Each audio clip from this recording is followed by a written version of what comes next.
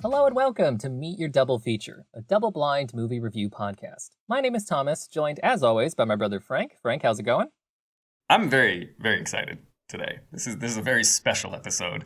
It's a very special episode. We're going to talk about a real serious subject, and we're going to play sad music.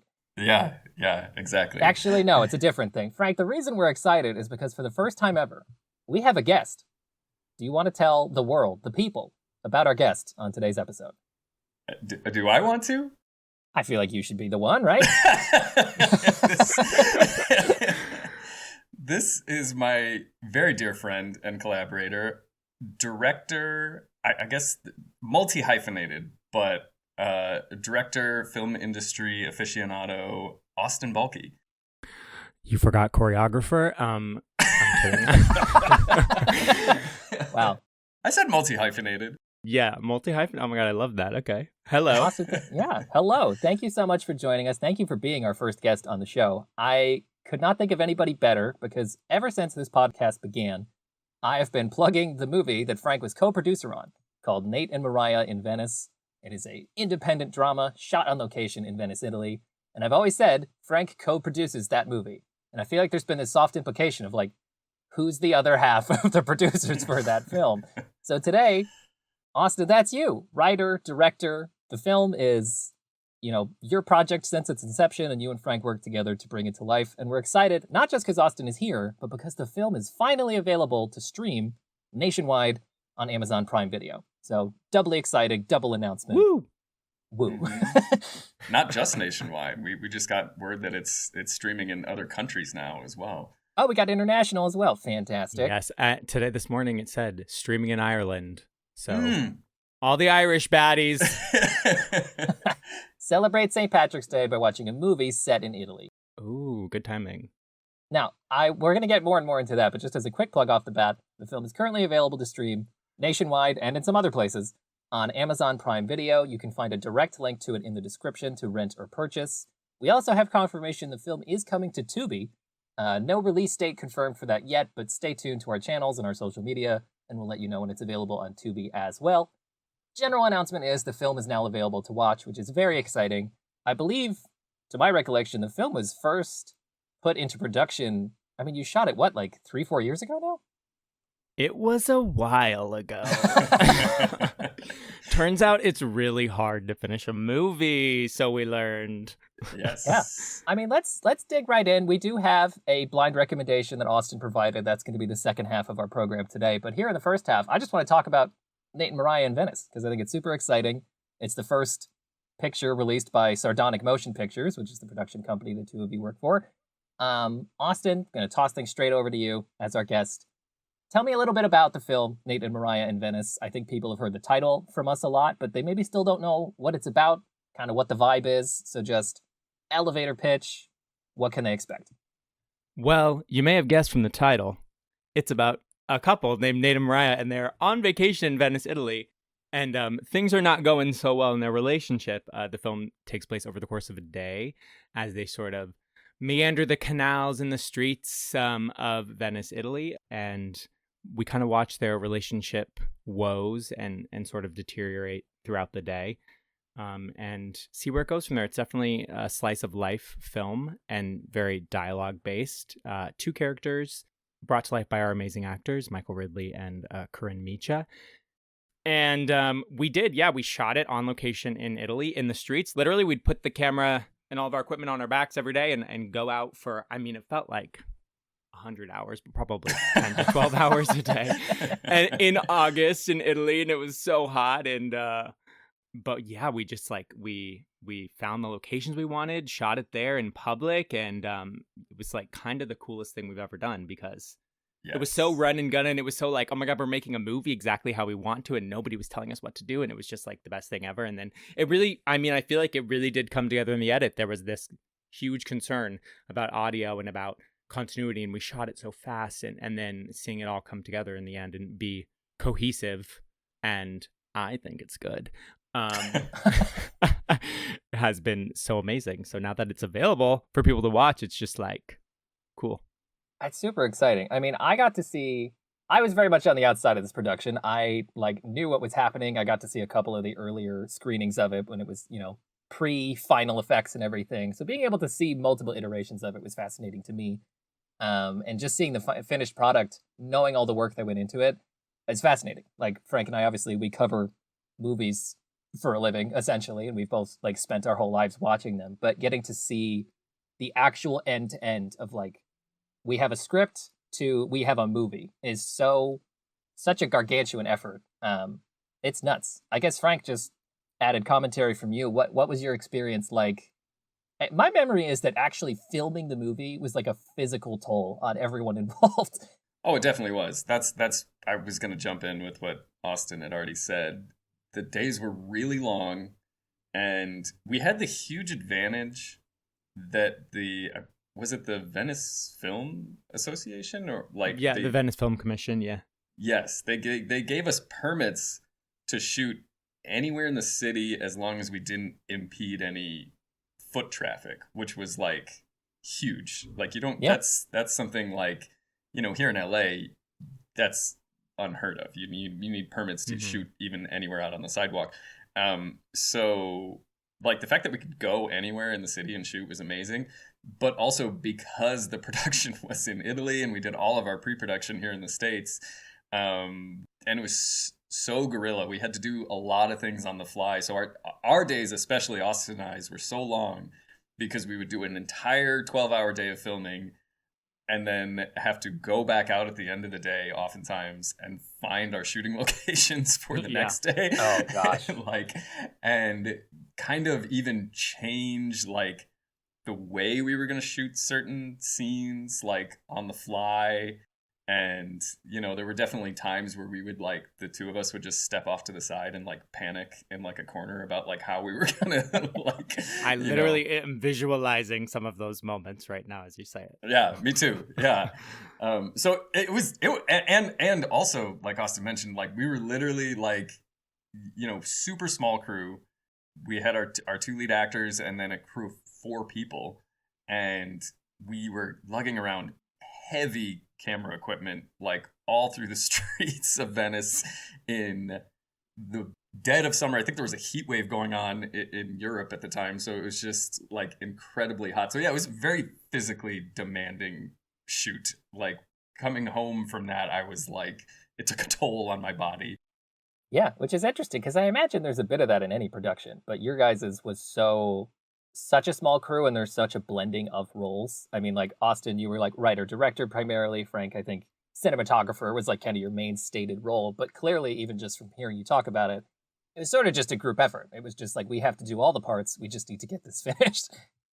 Yeah, I mean, like I was also like we were truly wearing a million hats. I mean, I was like trying to direct the actors while also like holding an iPad and like being my own first AD and like making sure we weren't taking too much time on scenes, while also like running the audio, like checking their mics. And I was like physically like hitting record and like listening and checking for levels and trying to look at their performance at the same time. So it was like truly a masterclass in multitasking. But I think we learned that we can kind of do everything, which is good to know. Yeah, really. I mean, this was like a very textbook example, I think, of just truly independent filmmaking. I mean, like from the beginning, this was just Austin and I, and then obviously we brought in some amazing people to work with, including, as he already mentioned, our lead actors, who anytime we talk about the movie, I want to shout them out because given the nature of the whole production, like I always say, it wouldn't have worked if they hadn't been so amazing, both like in their performances and just their adaptability and like in those conditions, like just being super professional. And like, we never had any issues with them. We never had to like reset a scene because they forgot their lines or anything like that, even though the entire film rests on their performances. It's like this super dialogue driven film just between the two of them. So yeah, like I said, I always shout them out too. But yeah, it's like it's very difficult to make a film that way, just purely independently. So that's why I'm super proud that we did it and that we did it that way. Absolutely. I mean, Frank, you and I doing our regular, meet your double feature reviews, we'll sometimes add these caveats where we're like dunking on a movie that we thought really missed the mark. But then we always say like making movies is hard.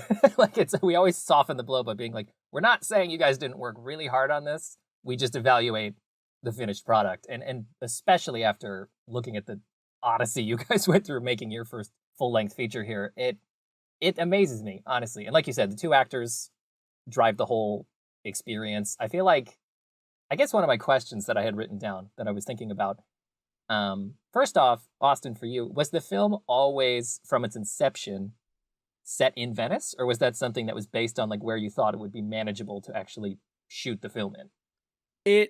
At first it was like I was kind of writing random scenes without an objective for fun, like between a couple.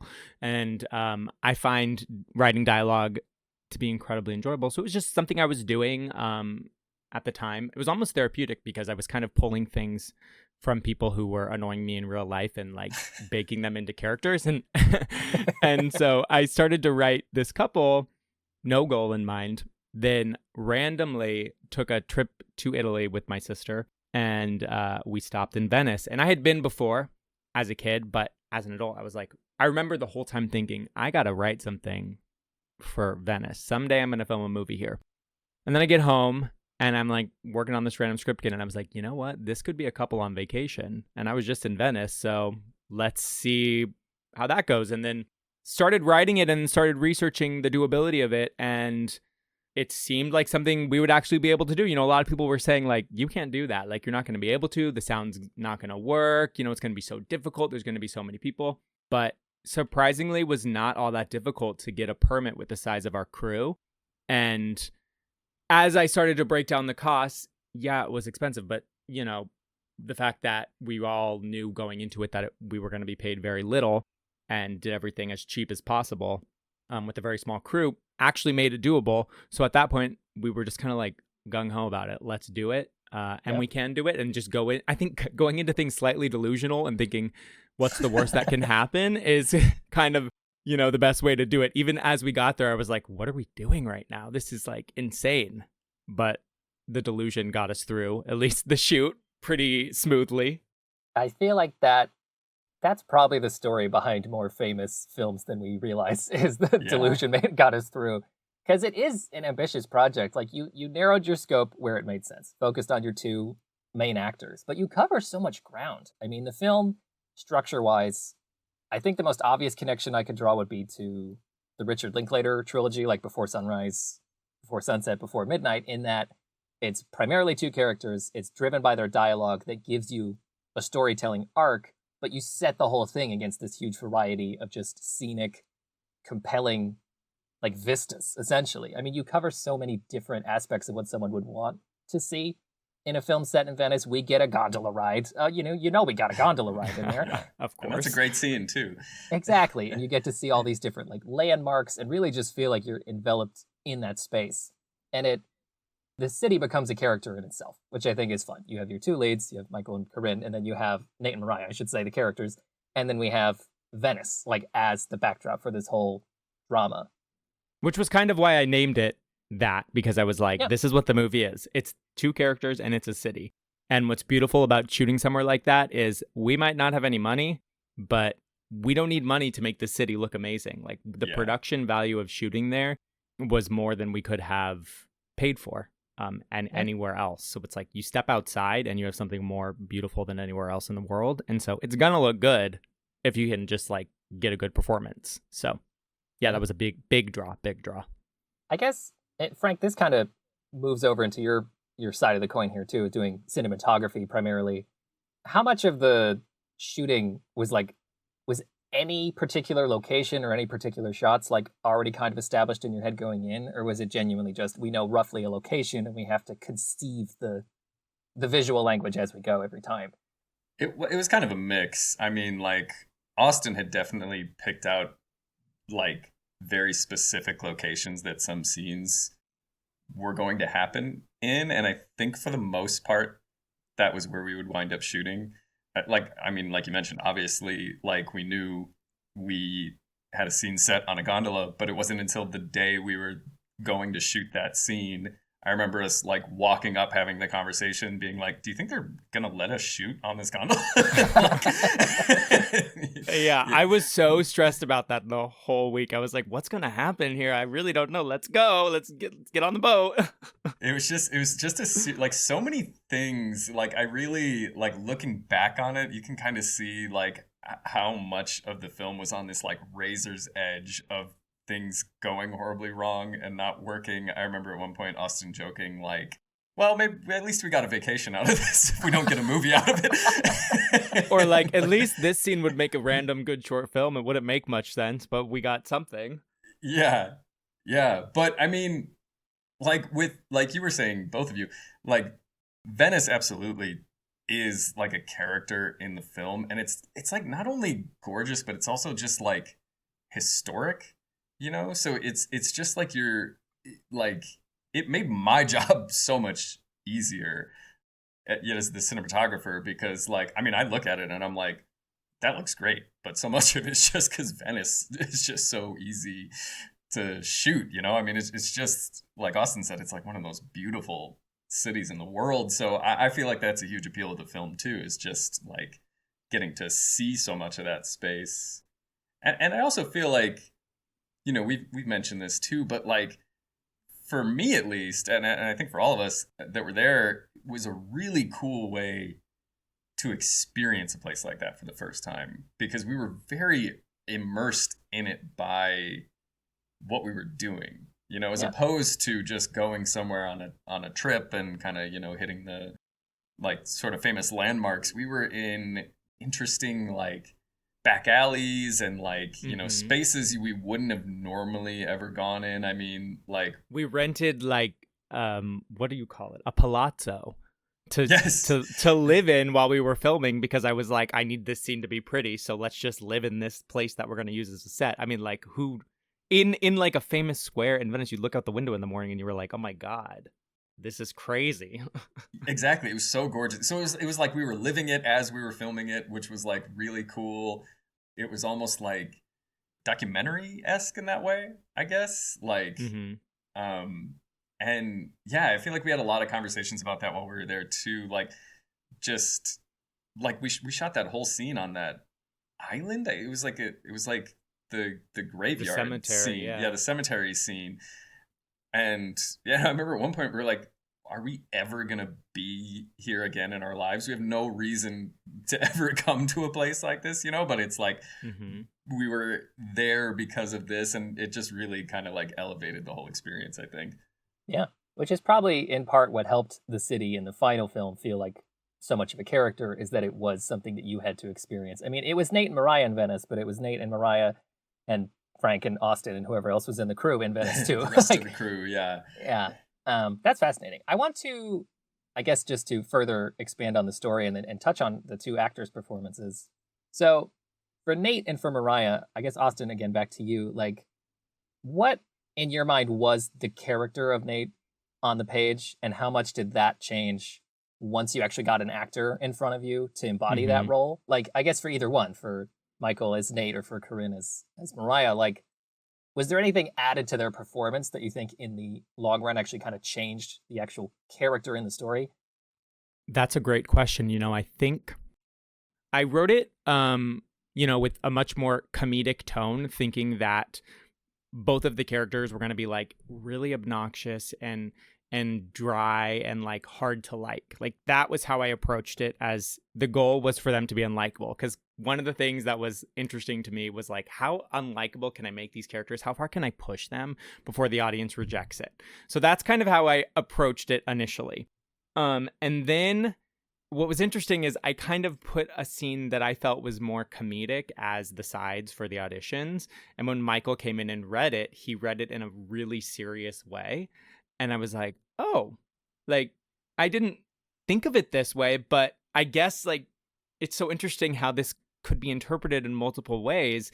And he was so good that I was like, okay, that's like an interesting take on the character. And similarly, when Corinne came in, you know, I think a lot of people who read for Moriah, they read it very much at face value. That was like sort of very vapid, very like Valley Girl-esque, I guess I could say. And so when she read it and it felt like there was more to the character, there was something deeper resonating with it, even if the dialogue was still a little bit vapid, I clocked that like, okay, there's an opportunity for this to be more than what I initially thought it was going to be, you know, kind of like an obnoxious comedy. And so they both brought that out of the roles, or I should say they both like brought that from the page into something so much more real. I think if we had gone with what my very initial instinct was, it wouldn't have worked as well as what they brought to it. I mean, they brought depth to the characters. I mean, it's tricky because it is a story about people who are unlikable and people who are unable to see their own faults at the core. That was always the idea. But them bringing more humanity to the role and making them feel like real people is not something I don't think I could have done without two collaborators that were really good at their jobs. Like they brought that out of it, and throughout the process of filming that whole week, I was seeing what it could be so much more than I previously had. I mean, obviously this is the longest thing I've ever directed, so it's kind of like I just jumped in and I'm like, I can do this and it's fine, and just have blind confidence in yourself. But seeing them like go in and attack a scene and they're so good that it's more like I'm making adjustments or I'm making suggestions about the emotional beats I want to hit, but they're able to interpret that in a way that felt true to them as a character. And so often their instincts were just like spot on to like a new way for me to see the scene through new eyes. And I really don't think it could have existed without them interpreting the characters the way they did. So definitely there's parts of it that are exactly how I thought it would be. And because I edited it also, I got the opportunity to like, sometimes they'd push something a little far emotionally that I thought, oh, I think this might work better in a little more of a comedic tone. So I would like cut it a little faster. And so there was this like really nice balance. My instincts to go more comedy, their instincts to go a little more drama. And then we like hit a nice little sweet spot there. That's really interesting, actually, because I feel like the final product is a fantastic blending of those two ideas. Like conceptually, you're putting these two people in one of the most romantic settings possible, and on paper, it's they're trying to like save their relationship after going through some traumas together. But as the audience, you can tell right away that these two are like doomed in a way. Like they're so toxic for each other, but the performance, by making it a little bit more dry, I think allows you to not hate them too much, because you end up feeling sorry for them more than just laughing at their exaggerated traits. Like there's a sense to which I think a lot of people have been in a relationship that is basically over, but neither person like wants to admit it yet, and you're just kind of like hanging on. And that's not necessarily like the path for Nate and Moriah is more ambiguous than that, especially as the film goes on. But in the beginning, like when the scene opens and they're on the train into town and they're just bickering over nonsense, immediately you're placed in this position of like, oh, I've seen these kind of people. Like I have seen these people in the most beautiful place on earth, hating every second of it because they can't get out of their own heads or like can't get past their own grievances. And I think that marriage of like comedy and drama makes it work, because these people can't be too in the know about how obnoxious they're being, because then it would be too, it wouldn't be as believable as if they genuinely both thought they were in the right and like only the other person was crazy. Yeah, I like the juxtaposition of like the most beautiful place and people who are just miserable. Like that is so fun to me, because it'll keep the audience in, because you're looking at something so beautiful and then you hear these things that they're saying sometimes and you're like, oh my God, like what is wrong with you? But we have all been on that sort of vacation or had that experience where you're like, wow, this is amazing, and these people are killing it for me right now. And what if that's the person that you are like supposedly in love with, but not really, and it's just like chaotic. And I think the juxtaposition of it was fun because we also played with that with the structure of the film. You know, you go into it in a little more than the first half is very much leaning on the dry comedy angle with little bits of drama in there, but it doesn't lean into the drama so much. It kind of sticks with the dryness of their characters, and then you hit a turning point. All of a sudden it like changes, and then the rest of the film is like almost pure drama. Yeah. And that was just kind of a fun thing to play with, the structure. It's like, okay, you know, people will tell me, wow, it felt really fast, like the pacing felt great, and I was like, that's because I was trying to pull you in with the comedy and then switch it. Like I feel when we've watched it in theaters with big groups, like you feel the pin drop moment where you're like, whoa, this is no longer just like these crazy people. There's something more happening here. So that was a fun thing to play with the audience's expectations of where we were going. That's a great thing to highlight, and I think as part of the appeal for people who maybe are hearing the interview and are interested in the film, I would say that I have seen, or at least know of, other films that have a structure akin to this one, because it's a good thing you can do with a small crew, and a lot of people love to write characters and dialogue. But I don't think I've ever seen an example of one that has such a, like, that scene kind of moment, Yeah. going into the third act. I mean, it's, when I watched the final cut with Frank and our family and my wife was there, my wife was like screaming at the characters by the end of the movie. She was like yelling at the screen. Good. Yeah. Out of like not even one emotion. It was like anger and confusion and sadness. And it was just such an evocative sequence. There's just this one turning point in that story heading into the like third act where it really elevates this for me. And I think for a story like this one to have such a ramping up of tension is really impressive, because you are keeping the context the same throughout. It's not like you have an action set piece at the end, but you have a dramatic set piece that manages to give such a lasting impression that I think is what a lot of people will talk about when they're finished watching it. Like, you come out of that feeling like, yeah, A, it was well paced. It's not too long or too short. You get a full story, but also you come out of it just in heated debate, I feel like, which is a very fun movie-going experience.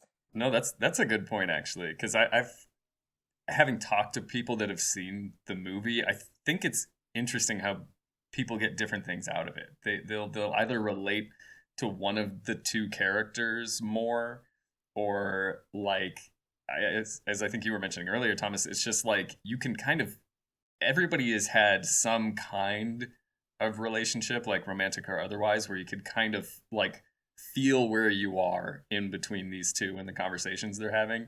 And of course, in the beginning, they're doing it in the most like obnoxious way possible, but that is what endears you to those characters. That's by the end, when it makes that dramatic turn, like you actually care and you're invested in what, they're going through. Absolutely. So again, we've been talking about it for a while now. If you have not already clicked on that link to rent or purchase Nate and Moriah in Venice, again, it's in the description for this episode. Before we move on to our blind movie pick that Austin gave us, Austin, Frank, any other notes, any other like kind of wrap up thoughts about Nate and Moriah in Venice? I really think, first of all, I just have to say I couldn't have better partner in this than I keep saying Francis. The audience is used to Frank. Sorry, we should establish he's Francis this to me. So, he's Francis to me. Frank has been a Frank for the first 20 years of his life, and then he moves to Hollywood for one day, and all of a sudden he's Francis. All right, he had to get all fancy on us. So if you look at the credits for the film, it's Francis Dillon, not Frank Dillon. We've not been deceiving you. It's the same man. Well, Frank or Francis, I couldn't have had a better partner in this. I mean, there is so much one can learn about just doing the thing they want to do. And I feel so great about having made this beginning to end, and neither of us gave up. And we just, anytime we thought, oh, well, what do we do now? We figured it out. And I'm proud of that, and I'm happy it's out there for the world to see, and whether people like it or don't like it, at this point, it's just, the poster's on the wall in my apartment, and it ain't coming down. So, yeah. But of course, hope you like it, and, yeah. Woo! Yeah, yeah. Well, I same. I am extremely grateful to Austin, and I think, I don't know if I've mentioned it on the podcast before, Austin and we had done a short film together previously, and worked on a couple projects. We went to the same film school. We were roommates in college. So and they were roommates. And they were roommates. Yeah, they were roommates. But I think like what I'm really appreciative of is the fact that like we both have that same kind of drive to do something like this, and that's why I'm really proud of the both of us that we like did see this through to where it is now.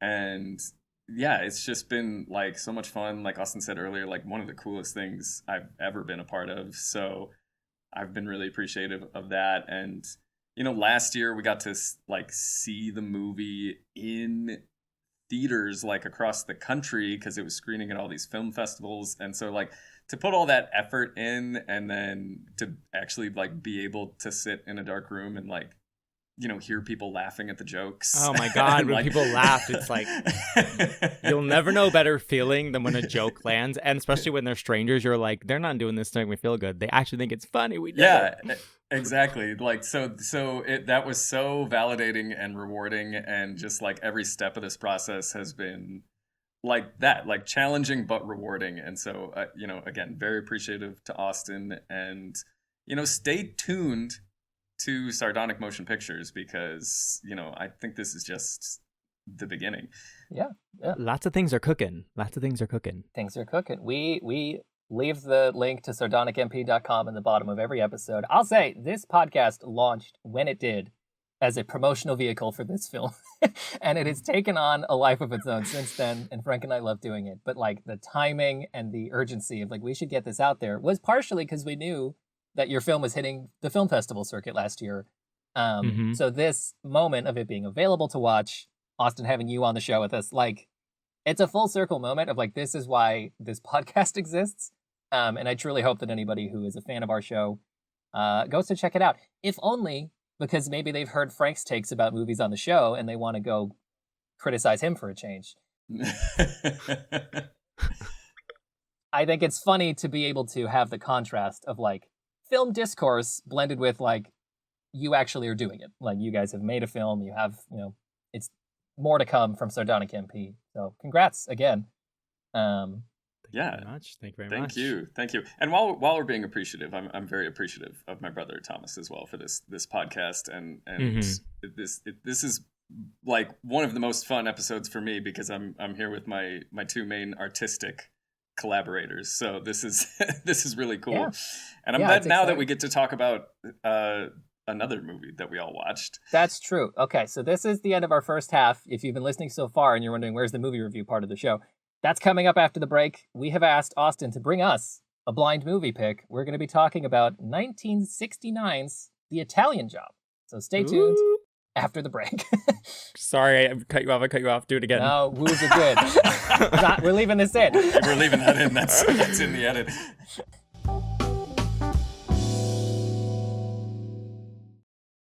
Okay, so here in our intermission segment still, I wanted to take this time to debut sort of like a new feature to meet your double feature. Whenever we have time, I would like to spotlight other podcasts that Frank and I have come across since starting our show, just because it's fun to sort of connect and cross-promote and let people know about what else is out there. So with that in mind, I do have a recommendation for a podcast that I came across just recently, actually. For the past 12 years, Scott Brennan and Michael Burlew have hosted a podcast called Verbal Shenanigans. Each week, the two bring on some awesome guests and also dissect life with hilarious stories and banter. They also play some really hilarious games, too. To be honest, this is our first time doing an interview-style segment on our show, and I do think that a lot of interview-style podcasts can be kind of familiar sounding, like the same 3 questions being asked to the same 3 people. Verbal Shenanigans really steers clear of that. They're interview-focused, but their interviews are fresh and interesting. It's not just another talk show, it's a decade-long masterclass in hilarious banter. Imagine the conversations you have with a friend at a bar, but in a weekly podcast format. That's Verbal Shenanigans.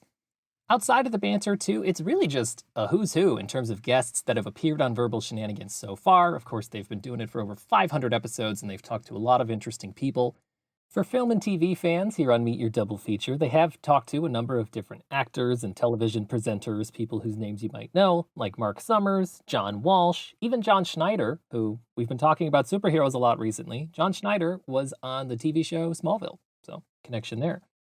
If any of that sounds interesting to you, we strongly recommend that you subscribe, follow, give a listen to the Verbal Shenanigans podcast. And with that, let's get back to our show.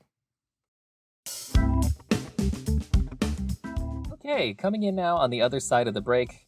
Austin, we talked about the film that you and Frank worked on, but we also, for the show today, asked you to pitch us a blind movie recommendation. So could you walk us through the movie you selected and what the inspiration was for that pick? Well, I'll walk you through the whole process. At first, I thought I would do Roman Holiday because I actually haven't seen it, and I was like, oh, like Vacation, but then Francis has seen it, so I was like, damn you. Then I was kind of like, movies in Italy. Oh, duh, The Italian Job. And the reason I picked this is, if everyone during the break went and streamed our movie and then came back to listen to the Which I second half should of the podcast, which you should have. That was what was expected. Yeah. There's a joke midway through the movie where the characters are in St. Mark's Square, and the opening scene in the Italian Job 2003 version, the remake, is in St. Mark's Square. So it's kind of a recurring joke throughout the movie that Nate, as a character, as this auteur filmmaker that he sees himself as, is kind of fangirling over movies that are just like really mediocre. And one of those is the Italian Job. So he goes on a monologue about how much he loves the Italian Job. But then the joke is like, he's talking about the remake. And then I was like, I wrote this joke, but I've never actually seen the original. So that was my pick. It's Italian, and it is on theme for our film. That's awesome. I had not, none of the three of us had seen this one prior to this week, which I think was great. I know it's hard to know what movies other people have watched before. So I'm glad that we landed on this one because it's new for everybody. And it's really interesting because Frank and I mostly so far have covered lesser known films, like stuff that maybe had big name actors but kind of flopped or was forgotten about.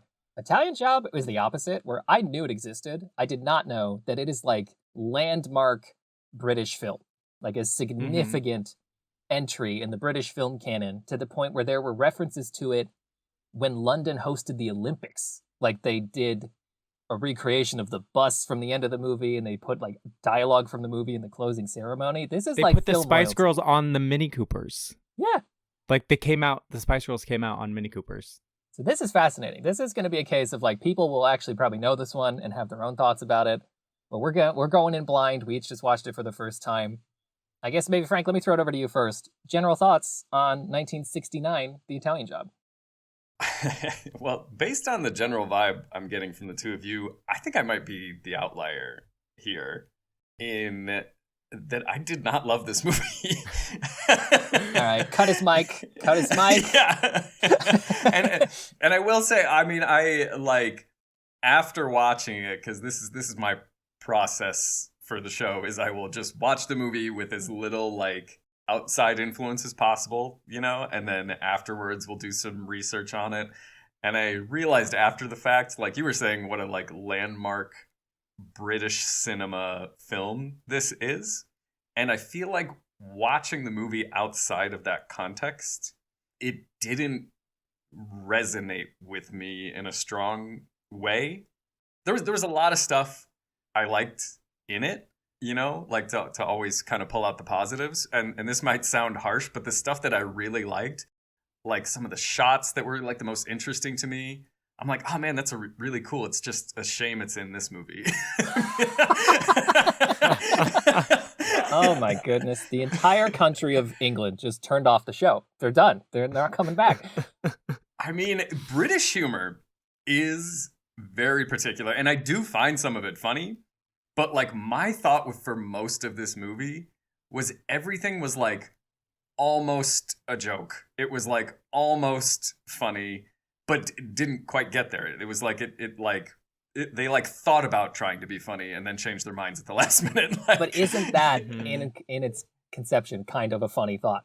Like the idea of walking up to tell a punchline and then just kind of like moving on. Theoretically, yes. But before I get too into it, I'll let you guys give your initial thoughts, because I feel like I said, I might be the negative outlier here. Okay.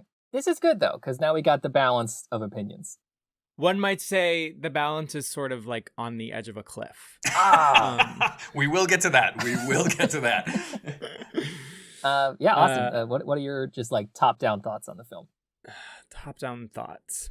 Well, Francis, once again, we're mostly aligned here. Okay, I liked it. I struggled engaging in the film. Yeah.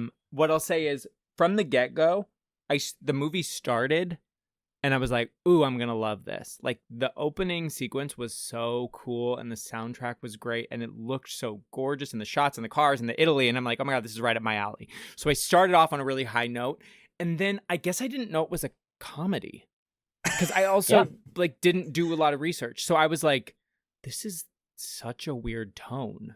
Yes. And I'm like, is this a joke? Like, or is this just like a slightly older film, so it's reading as a little bit of a joke. And then I was like, no, this is a comedy.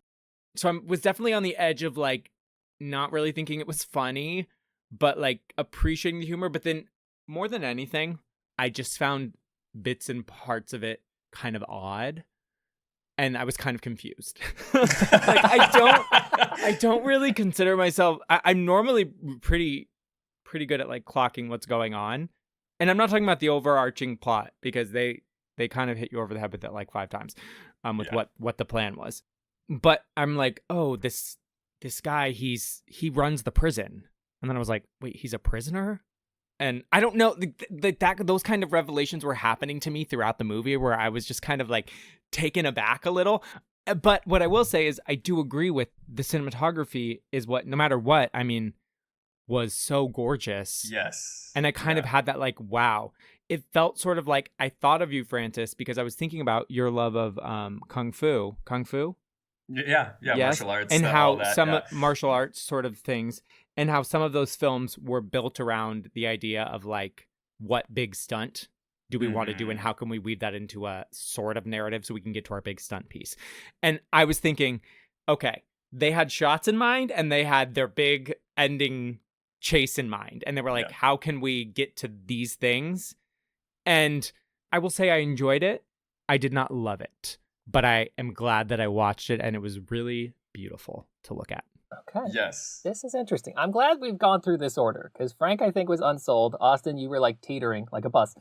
I had a different kind of arc with the film, where when it started, I was very unenthused. The movie, tonally, has nothing in common with the remake that a lot of American audiences might have seen in the 2000s with Mark Wahlberg. That one's like an action drama that just has car stunts. The 60s one is a straight comedy that I think tonally people might recognize as being similar to like the George Clooney Ocean's 11 type heist movie, where you're never supposed to really... There's dramatic stakes, but the heist is not really the drama. Like, the characters, you're not supposed to worry that they're going to get killed or that anything particularly upsetting is going to happen. There's like a cool 60s kind of James Bond energy to it, but with this particular one, they just crank up the comedy. And at the beginning, none of that was working for me because it was a little too slow. Michael Caine is a fantastic actor, but even he had some like just pointless feeling scenes. There's a scene that I later read was apparently largely improvised, where he gets out of prison at the beginning, just like Danny Ocean, Ocean's 11, and he goes to get his car out of like a garage that he'd been parking it in. And he has this whole interaction with the guy who's like giving him the car back about how he owes him money because it's been sitting there for like 3 years. And they just go on and on. And there's, like you said, Frank, there's no punchline in that conversation anywhere. It's just supposed to be a bit of awkward British politeness, but it's like 3 or 4 minutes long. And after that, I was like, this is killing me. This is so boring. But the movie wore me down. And by the end, I was genuinely enjoyed it quite a bit. Like, I think there was a turning point once they finished their setup, which is a little weak, and actually just start moving towards the heist. Like, they get into Italy, they get all their cars, they get the team together, where just something about the humor started to click for me more. And I got a couple legitimate like laugh out loud moments in it. And I loved... Really? I loved the ending, which I guess we'll get to in a bit. Like, I think my favorite thing in the whole movie, and I don't know why this tickled me so much, but they're like in their staging area. They're hanging out in this very like picturesque, like rundown church, getting ready to like send everybody off to kick off the heist. And Michael Caine's kind of on edge. He's yelling at everybody to like get in order because his team's a bunch of goofballs. And then right before they leave, he's like, all right, everybody out. And then he goes, wait a minute, one more thing. And then there's a long, like, pregnant pause. And then he's like, people in this country all drive on the wrong side of the road. And then everybody in the team genuinely grumbles like they're upset about it. Like, they just, it cuts to the opposite shot. And this group of, like, trained professionals all just kind of goes, ow. I just thought that was such a funny idea that in the midst of everything, that he calls it the wrong side, just because it's not what they do in the UK. And the idea that would actually bother everybody, they have to remember to drive on the same. It's the same as in the US. In Italy, I guess they're like right side of the road. But I was like, that killed me. I was laughing about that for like a minute afterwards. So I started off low and I ended high, which I think is different than both of you. Interesting. I'm glad that worked for you, because I feel like that's that British dry humor. And that felt like one of the only times they got to the point where they were telling a joke. Like, and like you said too, Michael Caine is fantastic. And the problem, I think, with the rest of the movie is that he's like the only character in the movie in a way. Like, this, like you mentioned Ocean's 11, and I feel like Ocean's 11 has become like the template for a heist movie. And this one, like, narratively from the beginning is hitting some of the same beats. But, like, they introduce, like, the rest of his team, and you, like, they're there often enough, but none of them are characters. You don't really know their names. You don't know anything about them. It's just the rest of the people he's there with. And impossible to differentiate one from another. Yeah, exactly. So it's like, he was great, but he almost had no one else to play off of for most of the movie. Even some of the other minor characters he was interacting with along the way, it was like nothing, they just weren't giving you anything. Yeah, it does have, in a way, a small cast of actual characters. Michael Caine is like the Danny Ocean, equivalent. He's the one heading up, I think his name's Charlie Croker. He's the one actually leading the heist. The only other character with any depth is Bridger, who you were talking about, Austin, who, this is one where the joke didn't really land for me, but I understood what it was. It was like, he's a criminal, like a really wealthy criminal who has so much power and influence that even though he's in jail from the beginning of the movie, he basically runs the whole thing. Like, the cops all kind of owe him, so they let him do whatever he wants. All the other prisoners are like, revere him. And so he's this kind of like bankrolling mastermind guy. But the main conceit is that he's deeply patriotic. So like, throughout the whole story, part of his motivation for even getting involved is to just like strengthen the economic position of the UK, more so than that he cares about the heist or anything related to it. And I think there's even a bit where, like, first off, they play the Rule Britannia song almost any time he's on screen, which is should be funny, but honestly just got quite annoying after a while. And so there's elements there where I'm like, that was the beginning of the movie for me. I'm like, there's a bit here. This character is a one-note joke. I did like the performance, though. I feel like outside of that kind of like tacked on comedic conceit, he gave like a good performance overall. He was maybe the only other character.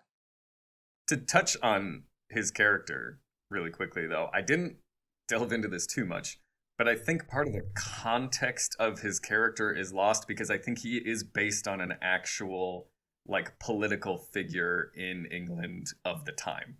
So I think, again, it's like a lot of this movie is important, like culturally to the time period, but it's like that context is sort of lost if you're not familiar with it. So like, that's even why that stuff with him, like Austin, you were like, I'm confused by this. And it's like, I got like the way you described the character, Thomas, it's like, that made sense to me. Yes. But I can see being confused by it too, because it's like, it wasn't until after the fact reading it that I was like, oh, he is supposed to be either literally an actual person or just sort of like an analog for someone.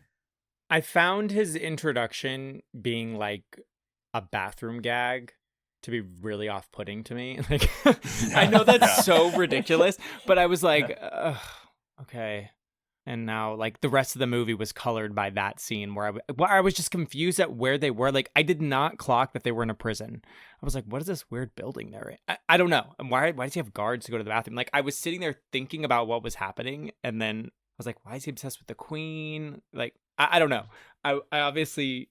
And then I realized he was a prisoner. He was just well-dressed. I thought he was, like, running the show. I was like, ooh, they're trying to protect him from the other prisoners. He must be a bad warden. I don't know. Like I was not thinking what was going on. It's not completely obvious. I think there's things that in a modern telling of the story you would establish more firmly with like specific gags about who they are, but the movie just kind of kicks off, and I would call the whole story very loose. I mean, there's characters who fall in and out of the story without any proper resolution, just for the sake of doing gags. I think my least favorite was the Benny Hill character, the Mr. Peach, Professor Peach. Bad. Who, that was awkward. They do this whole setup about how he's in like a home because he's like super smart, but like mentally deficient or something. I thought he was sexually assaulting overweight women and was like Was that not the gag? I mean, I think we were supposed to Yeah. laugh, but I was like,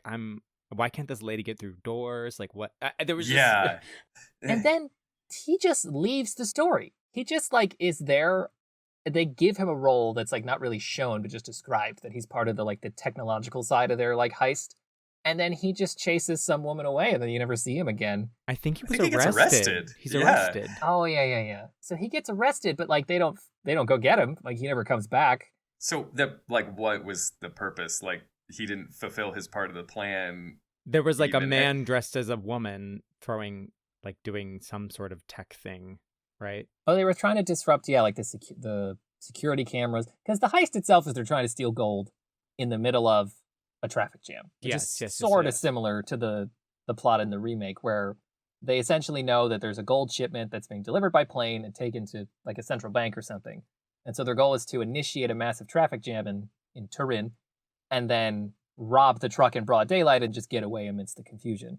And there is some like technical aspects to it, but half the characters, like their role's just done immediately. Most of the cast is done as soon as they initiate the robbery, because then it's mostly just the 3 Mini Coopers trying to evade the police. Which was awesome.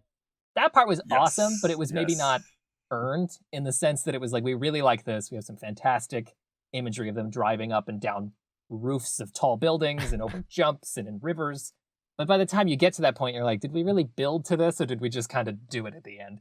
Yeah, and I think that ties back to Austin's point earlier, because I think Austin, you and I, we may have watched one of like Jackie Chan's movies The together. police, I think some police. I think it was the original Police Story. Yeah, where police like story. Yeah.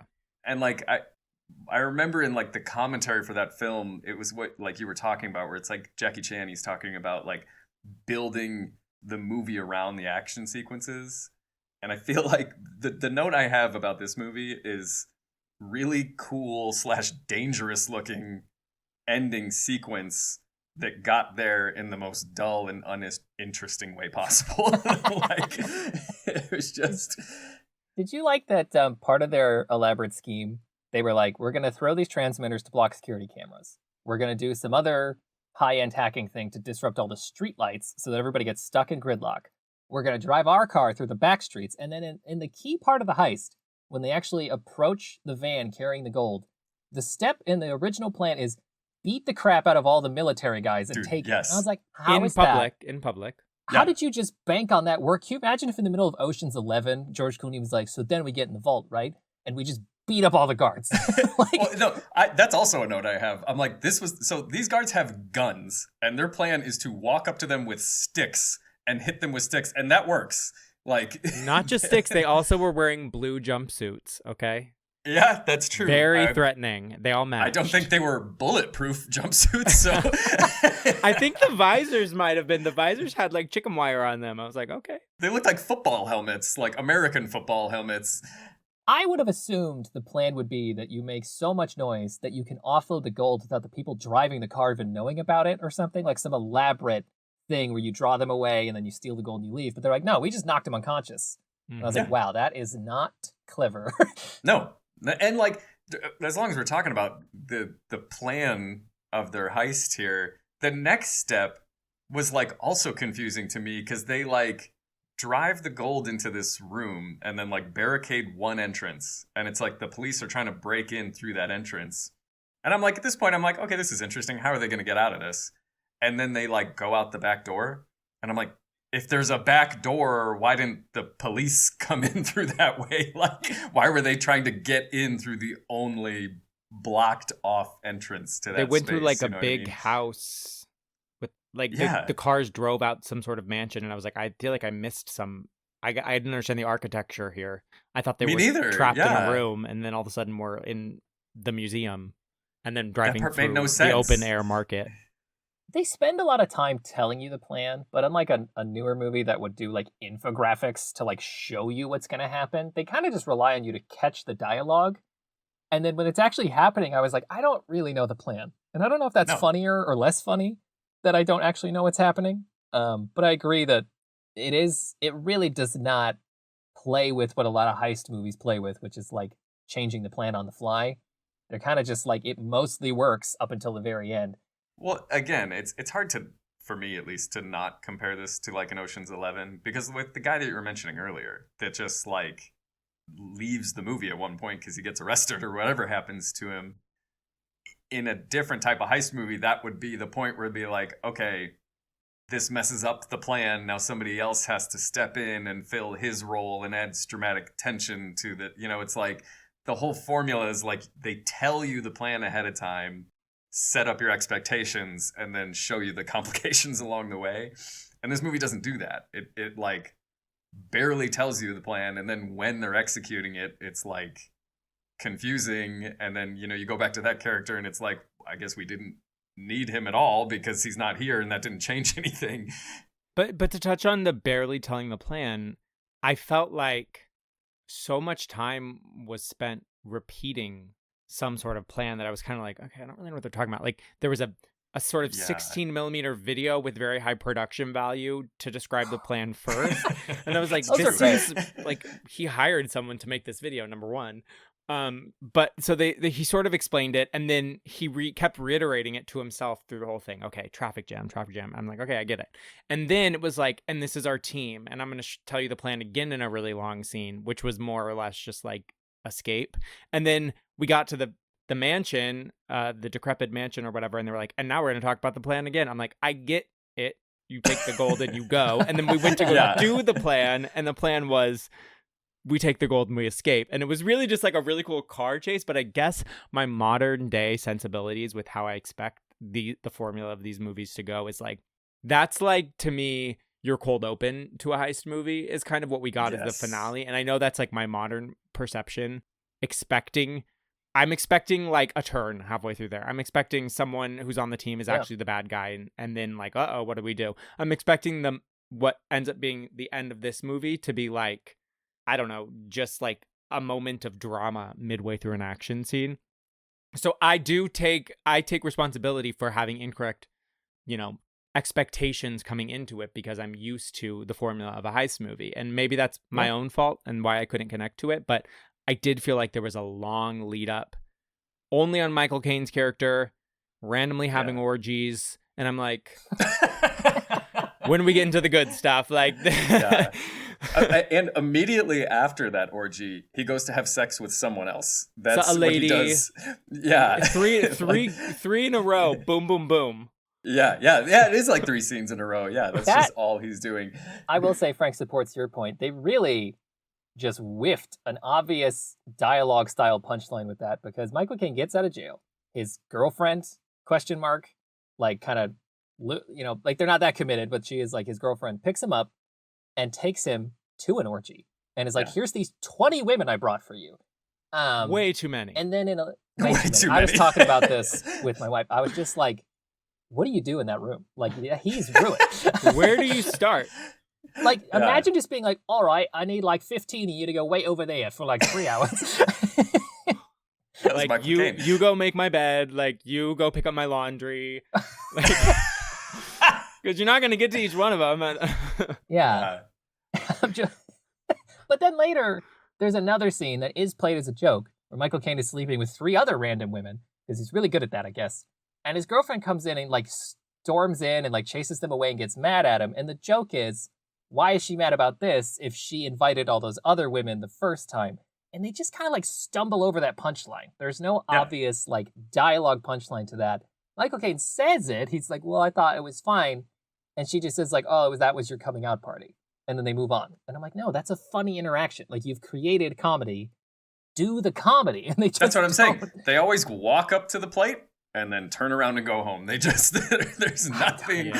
Like, she as a character was also odd in the fact that I'm like, okay, maybe I am also missing some context. I'm thinking maybe she's like a play on like the femme fatale kind of character, where I thought she was going to have some sort of significance, and then all of a sudden she just like leaves, and I'm like, oh, okay, maybe she's been kidnapped by the mafia and she's going to be held hostage at the end. Literally, that's what I'm thinking. I'm like, she's got to have some significance, and then she's just kind of like gone. And I was like, oh. She does leave before the heist and never comes back, even though they show you that the mafia, the Italian mafia guy, who's their main concern outside of the government of Italy stopping them, sees her boarding that plane. Yeah. So they're like, oh, he's going to get... I will say, to defend the movie and my viewing of it, sort of, every one of these faults does make the ending of the movie funnier to me. Like, all of these unfinished plot threads and like unfocused character ideas culminating in a movie, in the ending that we get, which I think we can get into because it's a pretty famous ending Yeah. in British film. I literally said out loud as it was about to pull away, "Oh my God, I hope this is the end of the movie." And then it was. And I, again, was laughing out loud. I was like, that's so funny. You've saved it. You've saved it in the last 5 seconds. Really? I did like it. I liked the ending. I did.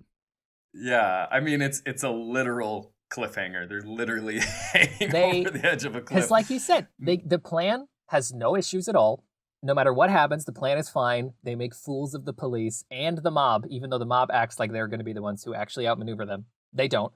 They get away with the gold. They load it onto a bus. And we've seen throughout the whole movie all these scenes of them driving through like the mountains with all these winding roads. And so their bus hits like a rock or something and whips out so that the back half is teetering off a cliff. And all the people are towards the front of the bus and the gold is on the back. And so Michael Caine starts very slowly in a very drawn out sequence, trying to crawl over to where the gold is so that he can pull it closer. And every time he gets closer, it just slides further towards the back of the bus. Yeah. And then he says, he's like, "All right, lads, give me 1 second. I've got a great idea."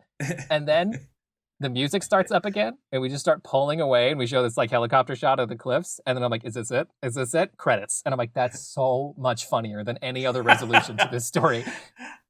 So I will say, again, from what I read about that ending, Michael Caine himself has said later that the reason for that ending was because of censorship laws at the time, similar to like how in the US we had, I believe it was like the Hays Code, where it was like the rules of filmmaking.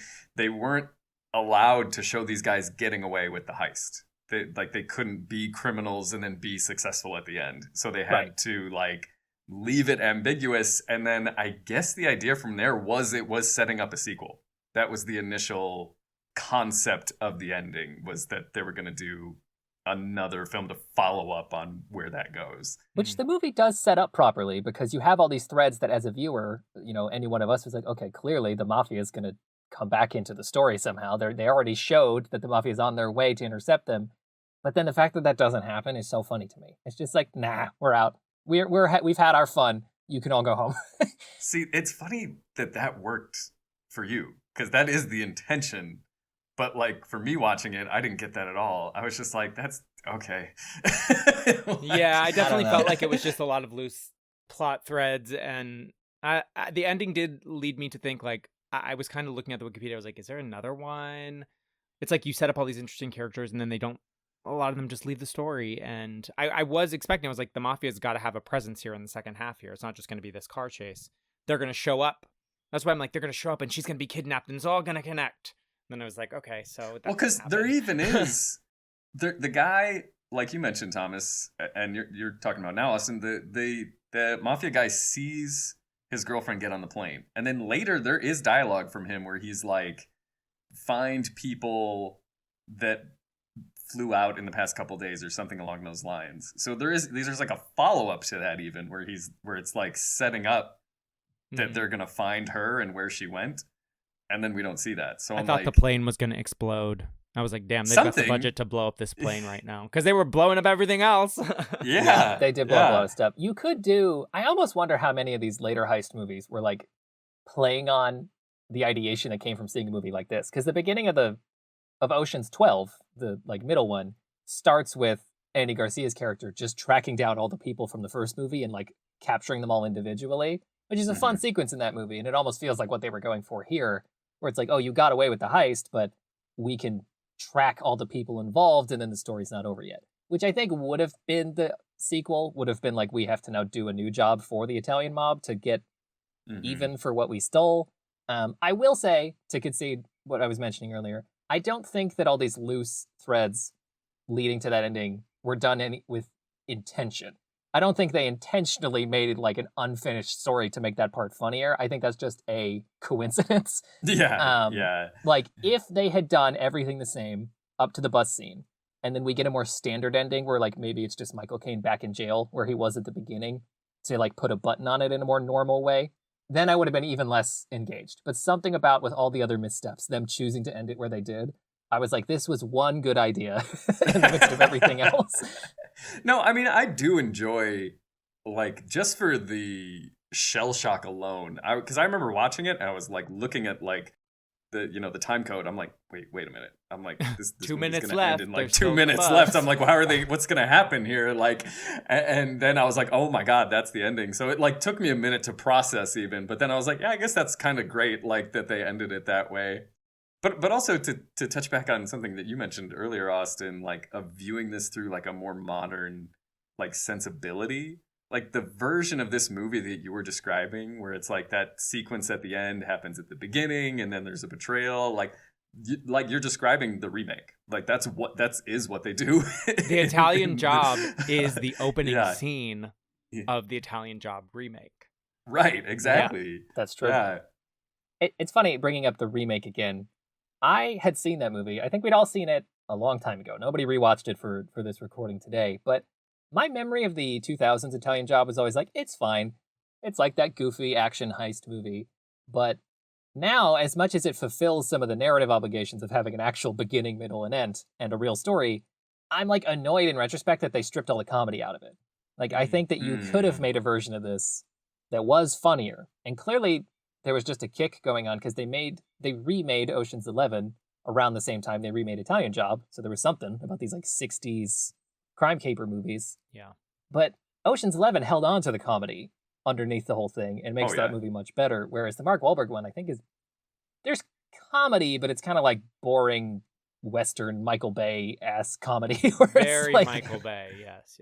Yeah, I would have loved clever humor. I think that the closest follow-up we got, and the thing that I also did like about this movie was Michael Caine, when he comes back in the third Austin Powers movie, is clearly riffing a lot on his Italian Job character. Yeah. And I did like all those connections. Quincy Jones even does the score for Italian Job, the 60s one. I was like, okay, this is starting to track for me that it's part of the DNA of those Austin Powers movies. And like what they were a parody of, like outside of just being a parody of like James Bond and stuff like that. Well, that's funny you say that because I wrote like, oh, this is I in my notes I wrote to myself, I didn't expect this to be more Austin Powers than James Bond. Like when it started, I was like, oh, we're James Bond, and then I was like, and no, this is Austin Powers, like fully. Yeah, 100%. I don't even know if I have other notes. I feel like normally we touch on all these different aspects, but there's so little going on in Italian Job in a way. Like we kind of, if you walk through the story, you kind of catch all of the like thematic and stylistic elements. I can't speak highly enough of the Mini Cooper chase. Did either of you watch in the trivia talks about there was a deleted scene that is available to watch on like YouTube where the Mini Coopers go into like an ice rink, and it's a very overplayed scene. Like I like that scene in isolation, but it was actually a case of the movie recognizing like this is too silly because there's like an orchestra playing like this like famous classical piece, and the three Coopers and the three cop cars are just doing literal like dance choreography in the rink. Like they kind of like approach and then they back away, and it's very cartoonish. And it's a great scene in a bubble, but actually is tipping the scale far enough into comedy that they're like, we can't include this. How interesting. Really? That's so interesting because I feel like the movie wasn't afraid of being comedic. To me, what felt like is like I'm surprised that that was the reaction. I mean, I haven't watched the scene. I'll look it up, but I felt like the scale got tipped a little bit in the gag where they drove up on the roof. Like up until that point, I was like, okay, I know what they're doing. Like they have all these cool places they want to drive through. And then at that point, I'm like, how was this part of the plan?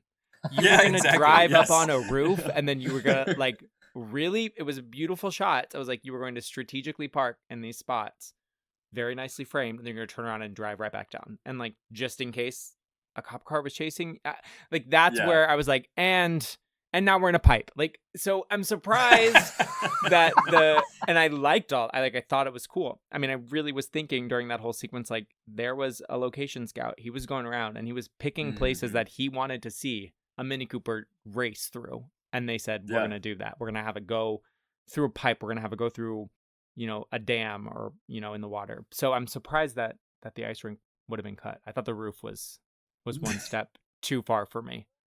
I don't know for certain that that's why they cut the ice rink scene. It might have just been for time. The thing that I think makes it separate is the Mini Coopers and your protagonist in the story do obey a bit of a cartoon logic, but the scene in the ice rink has the cop cars using cartoon logic, and I think that's what makes it different. Because in the scenes that we get, the cars that the police are in are just always trying to chase them, whereas the Mini Coopers do all these silly stunts, and the cops just like fail to keep up.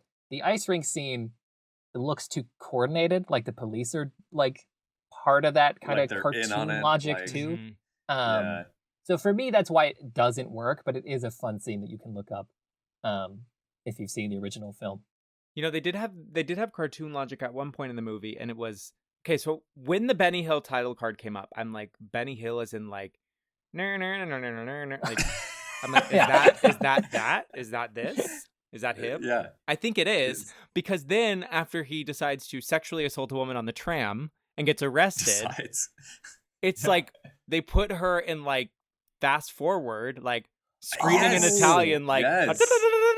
and like I was like, oh, and so this is like a Benny Hill gag, like that's the same person, right? It is. He's from the Yeah. Benny Hill show. It Okay. was like kind of a stunt casting for him to even be in this. Yeah, and I was like, all right, that is where I was like, that pushed into a cartoonish territory a little bit for me. No, that I honestly, when I was watching that part, for a second I was like, is there an issue with the playback of the movie that I'm watching when they sped it up? I was like, I really couldn't Yeah. tell for a second. Somebody in editing was like, this isn't funny. Let's make it funny. And then they just like added like the like high pitched Alvin and the Chipmunks voice on this lady. And I was like, that does not help. What you needed to do is No. not have this character at all. you just need to is- cut this completely. The only benefit to Benny Hill's role in the movie is that he has a nice line when they first arrive up in the mountains and they're like setting up the plan, they're sending everyone in different directions. He wanders off by himself because he's an idiot or something. I don't know. And he picks up a couple of flowers, and Michael Caine's like, you gotta keep moving. And he has a line where he says, pity people aren't as lovely as flowers, isn't it? And it kind of sells the contrast of that sequence, because afterwards they hold on a shot of like the mountains behind them. And there is this kind of underlying comedy of like, look at all these petty schemers and robbers, totally unable to take in that, much like in Nate and Moriah, it's like they're totally missing the point of how amazingly beautiful this space that they inhabit is, because they're too fixated on their scheming. And I was like, that's a nice Mhm. bit of like thematic language that unfortunately came from the Benny Hill character we don't want in the movie. Yes. Yeah, a wonderful connection to Nate Moriah, by the way. Thank you. Nailed it. Yes, this was my plan. This is why I picked Yes. this. I knew this would happen. Yes. But just to highlight a couple of things, I'm glad you, Austin, that you brought up like the location scout, and Thomas, that you're mentioning sort of like the cinematography. I think you were both touching on that a bit, because like those are the things I would highlight, like in terms of like the real strengths of the film. That and in terms of like unsung heroes of like film production, like the stunt drivers that were Mhm. Yeah. doing all. I was shocked. I'm like, this is like, some of this looks legitimately really dangerous. What they're There doing. was a point where in the pipe, one of the Mini Coopers banked up really Yes. far, and I was like, oh like I got nervous. I thought like, damn, that car almost flipped over. That could not have been intentional. yeah, and even a lot of those, like in that whole chase sequence with the Mini Coopers, the stuff they were doing was crazy. But then the cop cars that were like wiping out behind them, I'm like, there's people in those cars driving those cars that are just like, at one point one of them it's like carried away by a river or something. And That I'm was like, crazy. This Yeah. is nuts. They destroyed a lot of cars. Like they Mhm. dumped several of them off a cliff. They smashed a bunch of them. Like I think I was reading that Fiat, who they like the car company that they reference in the movie, provided a ton of the like spare vehicles that they needed, and they actually wanted to replace the iconic Mini Coopers with their own cars, but the director decided against it because he was like, so much of this movie is poking fun at like Britain thinking that it's better than everybody else, that we kind of need these to be British cars that are causing all Mhm. this mayhem. But almost every other car in the movie, including a lot of the ones they blew up and destroyed, although they do destroy the Mini Coopers too. They dump them all off a cliff. Yeah. I actually just clocked in my head. You were maybe alluding to this earlier, but Michael Caine's character in Austin Powers, that scene where he's like, your spy car's a Mini, and he's driving a Mini Cooper in that movie. Oh, yeah. There you go. Like, it's a connecting thread for me. I do really like that movie. If we ever talk about Austin Powers Goldmember, which is the one that nobody else likes, I think, because it was the third one. But we watched that, Frank and I, on DVD like 600 times. So that's like I've a foundational. never watched Austin Powers. I did it on principle because people would jokingly call me Austin Powers, and I knew enough to know that I did not want to be called Austin Powers with the teeth and with the, I don't know, the whole vibe. It was very off-putting as a fellow Austin, so I never watched it. I never thought about that. Yeah. Yeah. Speaking of them like destroying those cars too, the scene like where the mafia is like trying to intimidate them and they're like using like that bulldozer to like smash the cars up was so clunky and awkward. I was just like, this is terrible. Like, this is genuinely like uncomfortable to sit through. Like the way it that sucks this because is... it was so pretty. I remember like that shot. You know, it's like way above the shoulders of all of them, and all of the mafia guys are like really strategically placed on the cliff. I was like, first of all, yes! weird that they're all out here up on this cliff. Like, I'm imagining them like, all right, now I got to climb up this cliff. But then the weirdness of like very slowly crunching down on the cars and like, and the, it like the, wasn't the sound working, effects like... weren't quite like right. And I was like, okay. No, but that shot that you just brought up, that was where I took that note where I was like, oh my God, this is gorgeous. I love this shot. I love this staging, this framing. And that's where I'm like, it's just such a shame it's in this movie. What a waste. Like... Yeah, you could argue that that level of polish frame by frame, if applied to the actual story construction, would have made things even better. Because there was even, there's a scene where in order to change up the scenery a bit for Bridger, who's always in jail, he stages a fake funeral so he can go talk to Michael Caine outside. Yes. And they have these compositions in that sequence too, where I was like, did Akira Kurosawa do this? Like, what? Literally, I was gonna say that shot, the way they had like blocked all of them, I was like, oh, is that like it looked like a painting? You know, some of them were like in fog, like someone was like holding a gun or some, I don't know. I was like, wow, this is like so gorgeous right now, but I don't even know whose funeral this is. I don't know what's going on. Yes, I was confused in that scene as well. I was distracted by the cinematography and not paying attention. The joke was that they wanted to go talk somewhere outside where they couldn't be overheard, and so they stage a fake funeral for some made-up person. And that's why Bridger's whole like eulogy is him actually just talking to Caine and company, being like, make sure you don't mess this up, essentially, or you're going to be in a box too. But he just kind of offhandedly is like, oh, who, Aunt Nellie or whatever. Like, it's not a real dead person. Okay, well, I didn't clock what was happening. I thought Blue-Eyed Guy had gotten murdered or something, like one of the side characters, until I saw him again. I don't know why. I was like, okay, what's going on? Because it's not clear. I think what we're landing on is there's editing choices and like missing establishing dialogue and shots at times that make it unclear where you are. I mean, you mentioned Bridger being in prison. I thought it was weird because we started in a very similar prison with Michael Caine leaving. And I was like, was he in the same prison as this guy? Or is this a different one? Right. Good question. Why do they both look like where Paddington Bear got sent to jail? Dude, I literally said that. I was like, I clocked prison right away because I'm like, this looks like where they put Paddington. Is he in there? In his pink, like... All right. I feel like this is our first time doing this sort of guest feature format. So do we still want to do scores? Frank and I usually do a score out of 10 to help kind of decide who gave the better blind pick. I guess we could, just for the sake of getting 3 different opinions. Frank, you kicked us off originally. You got like a score out of 10 for 1960s Italian Job? I mean, as always, I kind of hate having to do these scores, but... That's why we do them.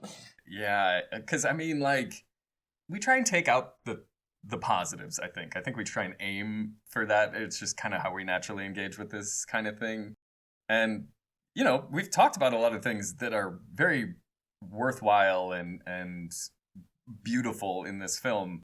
But in terms of, like, a full viewing experience, I just, like, for, like, 80% of the movie, I was like, I don't like this. So, I feel like, for me, it lands pretty low, like a 3, maybe, like, or a 4. It's at Grifters level. 4. We'll go All 4. right, there we go. Yeah. You were just bullied into a higher score. Yeah, no, I was. But Grifters is really like actually upsetting, like nauseating. That bad. is Like actual Meet Your Double Feature lore is how much Frank disliked the movie The Grifters. Okay, I'm gonna have to watch and I it. gave it a 3. I should have scored it lower. That's the thing. It's become I know, because like, you always want to be nice, and I know, and we know how hard it is to make things. So it's like, yes. but at the end of the day, the movie stands on its own for what it is. Yeah. Okay, so 4 out of 10. You've been bullied into a 4 out of 10. Austin, over to you. What just general thoughts? Maybe an out of 10 for a Tonic So job. quick general thoughts is, and something I didn't say, which I'll say, is I do think some of the humor did land for me, and I feel like maybe I was like slightly harsh, but there were points, whether or not it was intended to be like funny, that I laughed. I laughed when the power went out and a random lady at a table screamed at the top of her lungs. I was like, what the hell? Like, that made me laugh. When they were like, when he was talking about gunning down tigers with machine guns, I was like, oh yeah, what's going, like, things like that did land for me. It wasn't consistent. And I think I also was kind of bored for a large percentage of the film. I would say on Letterboxd, I gave it a 2.5 out of 5. I feel like 5 out of 10 sounds like a little too harsh, honestly, because there is significance, and I think the cinematography pushes it to like 5.6, 5.7 out of 10 for me. Okay. And I totally appreciate the significance to film history, and I think it's gorgeous. I love movies in Italy, and everyone gave it their all, except maybe the screenwriter. That's what I'll say about that. And he can say that as a screenwriter. Because he's a screenwriter. Yeah. Oh, that's so funny. Okay, so we have a 5 out of 10, a 57 out of 100. So I'll just go out of 1,000, I guess. I feel like biased in favor of the movie, but I can't identify where the bias is coming from. I have no reason to like it any more than I did, but for some reason, I just hit the right lane while watching it, where I started really unenthused and then got more and more interested as it went on. And the ending was so funny to me that, like, can you really be that mad at something that, like, leaves you on such a good note? So I would give 1960s Italian Job, I'm going to say an 800 out of 1,000. Whoa. Wow. High Which praise. I know is, like, crazy, but as soon as I think about scoring it lower, I'm like, I can't. They got me with the people drive on the wrong side of the road, and then I'm just all groaning like that matters at all. And just the bus ending. I don't know. Maybe that's crazy, and maybe that's unhelpful, because now someone listening is like, well, what is it? Is it a 3? No, I think this is good, because I think we all gave very nuanced opinions and landed in different places, which I'm actually happy about. Yeah, because we don't normally do this. Like, oftentimes, either I've seen the movie or Frank has seen it, and then that's kind of the dynamic, is it's like a storytelling experience. But this was fun. We'd all seen it. We had different thoughts. Nobody got mad. I got a little mad. Nobody got mad. Do you guys get mad? No. Sometimes I get mad at Frank for making me watch certain things. We were talking during the intermission Like about Sphere.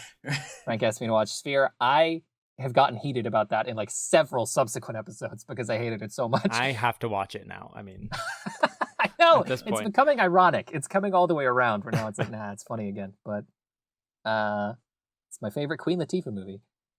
Yeah. Not So, even yeah. that one she did with Jimmy Fallon? Oh, Taxi? Have we I'm seen sorry. Taxi? Queen Latifah in Last Holiday. Oh, Anyways, Last I won't go. Holiday. That movie is so Yeah. good. That movie's. Well, this feels like a good place to end the episode. Yeah, with the Queen Latifah wreck. Queen Latifah. All right, well, we've done our scores. Austin, as our first guest, thank you so much for joining us. It's been a blast having you on, and Been a pleasure. We're contractually obligated to come back at some point. I definitely will. Mhm. Thank you guys so much. This has been a blast. And you know what? Thank you for plugging our little movie many Yeah. times. It's a big movie. It's a little big movie. It's a little Let's big call movie. it that. Yeah, I usually hold time at the end mostly to plug the podcast itself. And very quickly, please, if you enjoyed tonight's episode of Meet Your Double Feature, please like the video, share it with a friend, subscribe to our channels, look us up on social media, or just go to meetyourdoublefeature.com. You can find all of our links there. With our remaining time, I want to toss it over again to Austin and Frank. Give us the pitch for Nate and Moriah in Venice and anywhere else that people can find you. Well, thanks so much. Native Moriah in Venice is streaming now on Amazon Prime, soon to be Tubi, and maybe even by the time you listen to this, it's also on Tubi. And you know what? This was a movie that really we made with total passion, creativity, and did not compromise for what anybody said we should do. We totally did what we wanted to with it, and I'm so proud of that, and how much we learned, and honestly, the friendships we built during it. And aren't friendships the most important thing? Anyways, thanks, guys. Watch the movie. Watch the movie. Love you all. Yes, love that plug for friendship. It's true though. It is true though. Like I mentioned earlier, like, you know, one of the coolest things I've ever been a part of. So very appreciative and proud of it.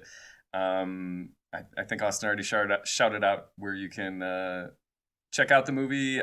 You can also find the soundtrack is now streaming on, I believe, Spotify and Apple Music. So, yep, and like everywhere, pretty much. And everywhere music is. So